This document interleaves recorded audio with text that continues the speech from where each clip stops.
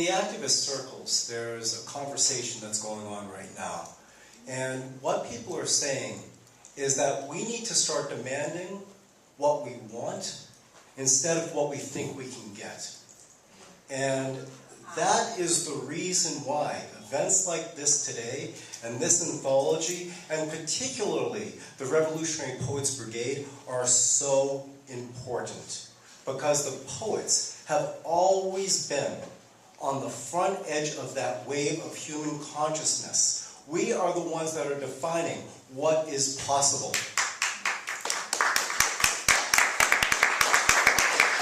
And today, what the poets are saying is that it is time to overthrow capitalism.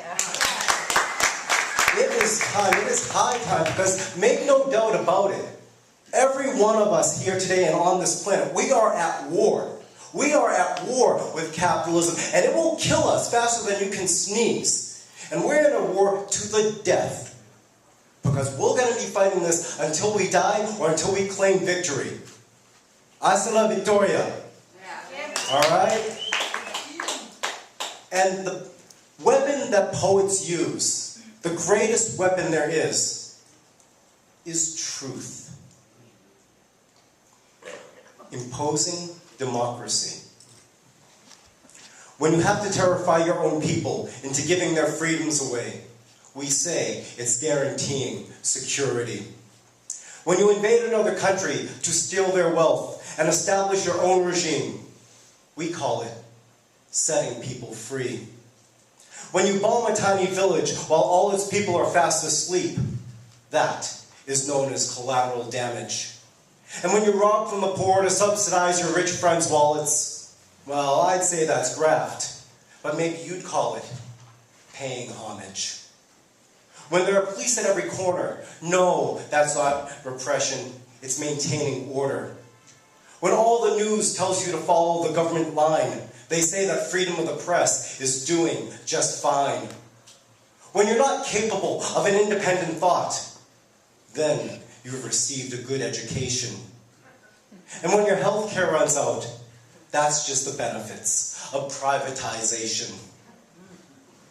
When we hide our sweatshops in China, we say that slavery is abolished. And when your vote isn't even being counted, there are those who would call that universal suffrage. When a baby is shot by a stray bullet, maybe officially it's an accident, but just try telling that to the mother.